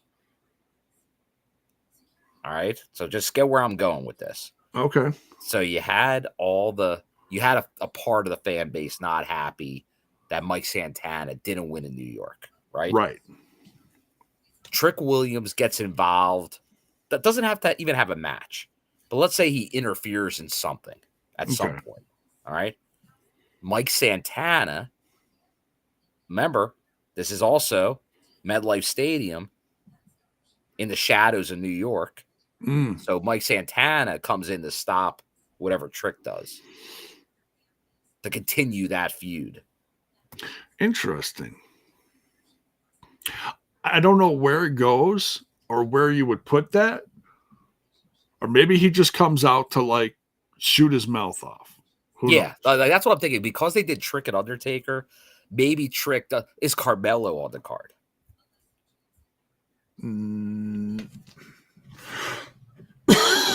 I don't think so, unless he's in one of these random tag teams.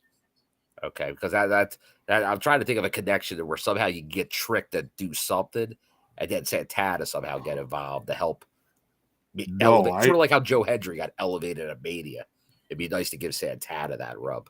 Yeah, right. No, I don't think so. No, he's not. He's been kind of. I mean, I feel a little bad for him. He's been kind of in the wings.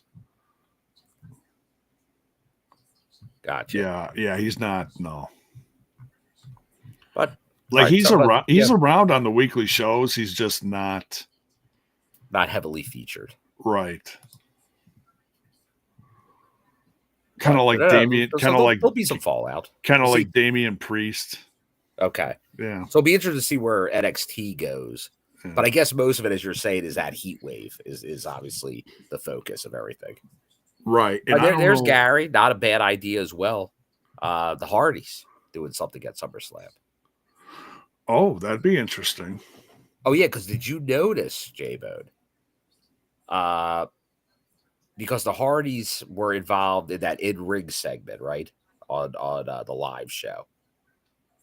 As far as like the champions that are still the champions that still have belts. Yeah. If you look closely, Jeff was wearing his WWE recent Hardy shirt because they have merch at both companies. Oh, that's right. There was a big WWE logo on the back of it. Oh. I don't think that's by accident. I don't think he just grabbed that shirt out of the old closet. I mean, it could be, but yeah, that is that as far as, and I'm trying to remember how that came about. I don't remember how that came about, but yeah, they do. They do have a shirt. They do have a shirt. And that will get a big pop. Like Hardy's would get big pop too. So that's something to keep in mind. Like I said, I think the only, like obviously there's still a Joe Hendry factor at any point. But then I'd say it's obviously the Hardys and then maybe Mike Santana. And I see Antonio here saying maybe he shows up at the post show on Saturday or Sunday and Mike Santana jumps them there. So there's another thing, not even on a main show. Because I think they still do those very long countdown pre-shows. Yeah, they do. Well, it depends on what, I mean, this is the first 2-night SummerSlam. A lot of space to fill. Yeah. So. But will they do what they do with the other ones? Will it be a shorter night? That's what it's supposed to be, right? That's the idea. To not burn the crowd. Have a little tighter window, like end at 11.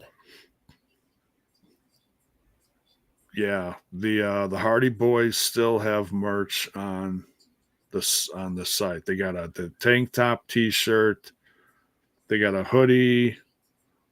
They got on the WWE site. Yeah, on the shop. Yeah. Oh, and then with that, it's funny. Right alongside, I don't know why, but in the same section, they've got a Dudley Boys shirt. It's on clearance. But now, isn't there some type of meet and greet during SummerSlam? Or maybe I'm mixing it with a different event. They might. Because I saw something that had a bunch of WWE wrestlers, and Joe Hendry was part of it. Yeah. Hang on a second. My shit's freezing up here. Hang on. Come on.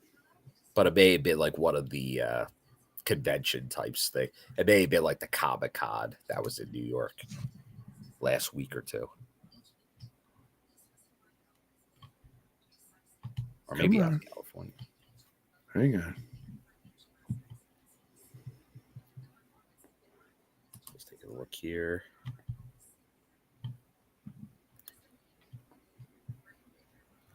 Sean here saw the WWE logo on the shirt, but once again,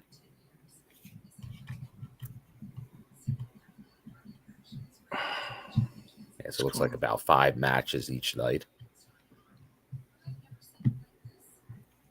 6 matches. That sounds like the normal PLE formula for WWE lately. Yeah.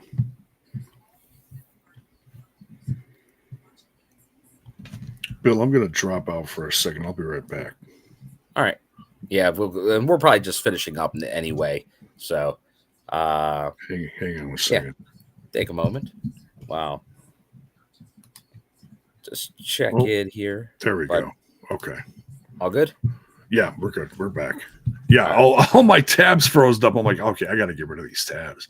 There you go. Got to get rid of the tabs. But no, I think that kind of puts kind of an emphasis on what happened the last week, from Slammiversary to the live show in Rhode Island and the fallout. Yeah.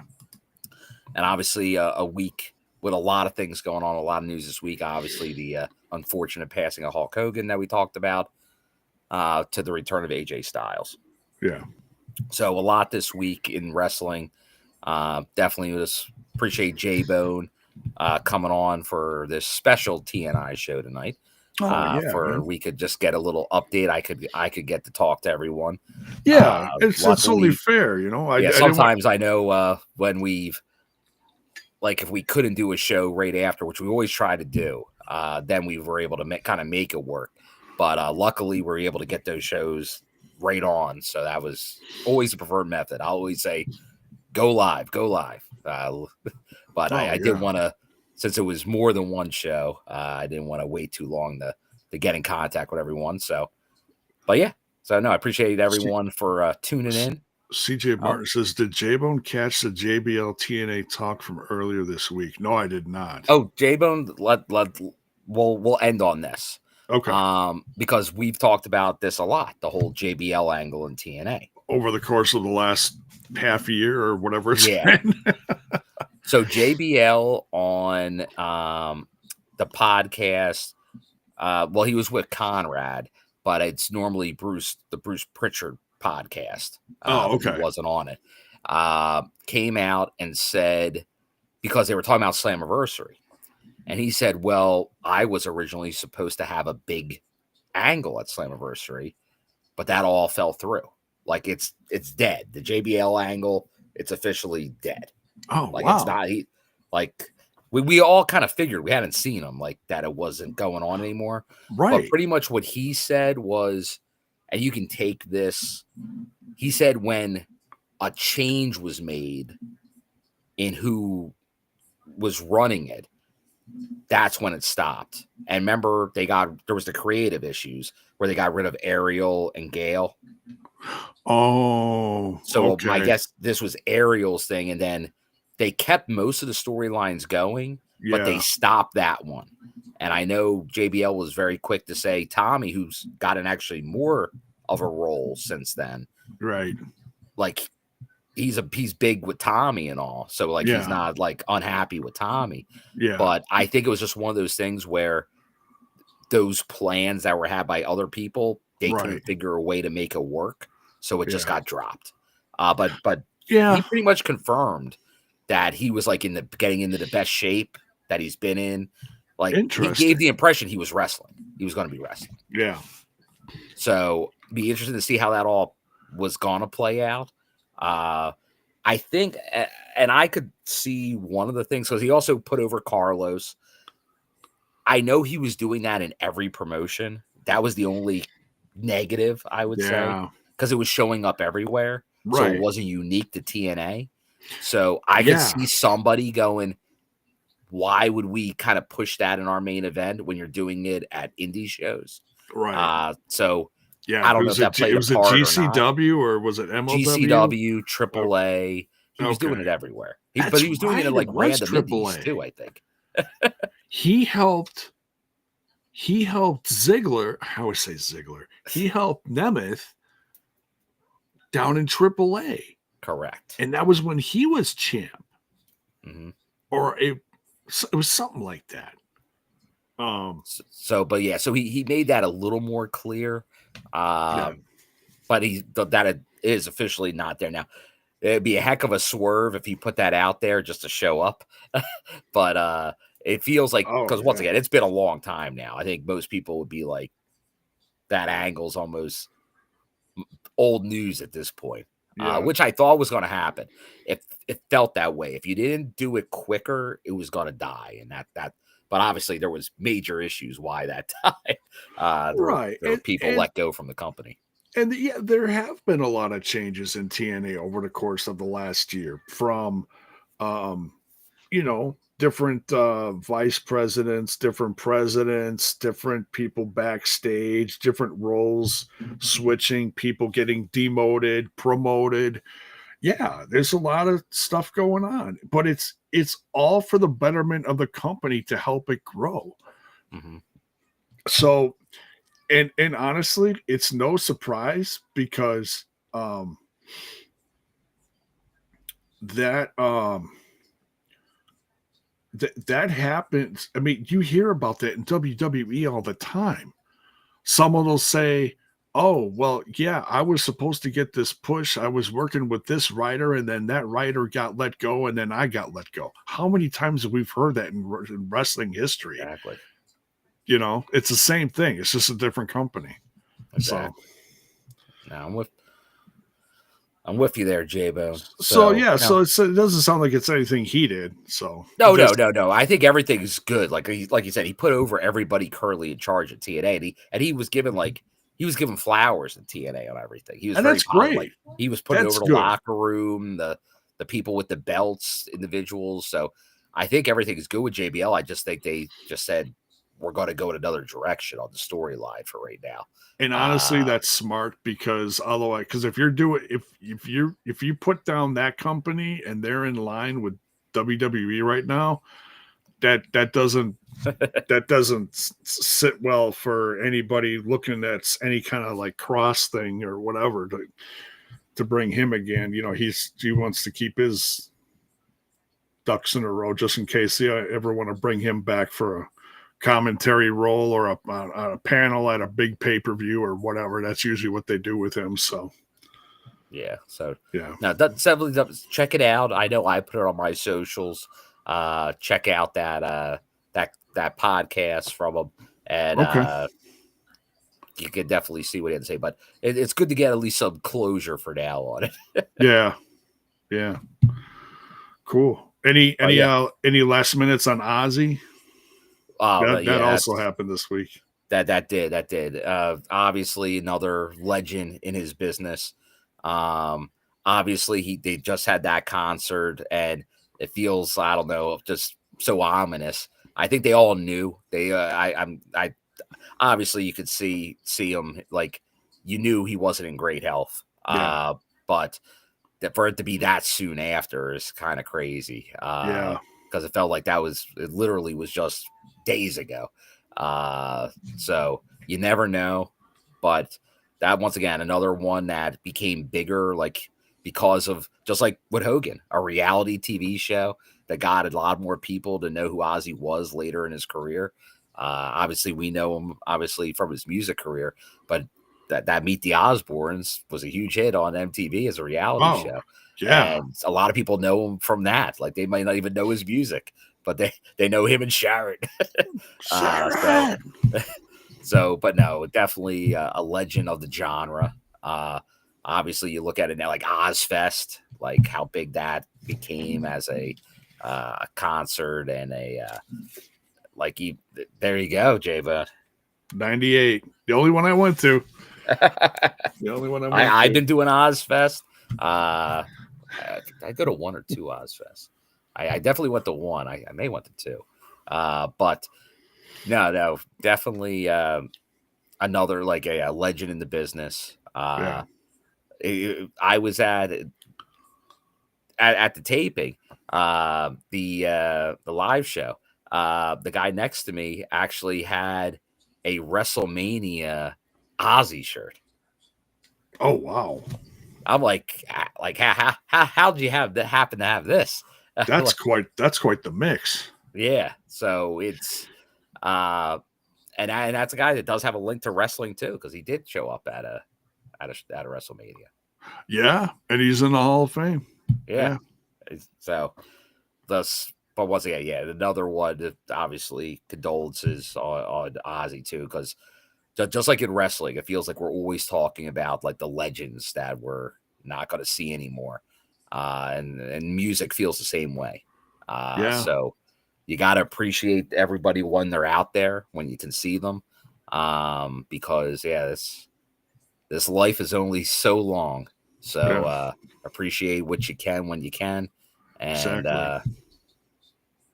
take it like don't take any day for granted. Yeah. So, I'm assuming you're going to the show in Minneapolis coming up in September. Yes, I will be there. Well, this gentleman right here, one of the new guys in the crowd, is going to be there too. Oh, nice. So Hope to see you there, Sean. make sure you go get your $30 pick with front row bill. No, I'm kidding. He does not charge. You want to go say hi to him? Bill's not like that. I'm kidding. Bill's great. I'm the one that charges. No, I'm kidding. Oh yeah, J-Boat. It's rare you see J-Boat at the show. So yeah, right. He's got to make that money. The summer in Chicago. He came here for a lot of money. That's right. The summer in the year in Chicago with the 3 shows. Boy, I was spoiled. I came down for all those. So, all right. But thank you, Bill. Yeah, I'm glad we could put this together for you and get your thoughts out there on all things Slammiversary wise, leading up into the fallout from Slammiversary this week. So, and thanks everyone for joining in. I know this is kind of a last minute thing that we put together. And so on your way out, make sure you smash that like button, smash that sub button if you're new, ring that bell for notifications. And we'll see you guys this coming Thursday. And the day before is always Team TNI UK. So make sure you give the UK guys some love too. So, all right, we'll see you guys.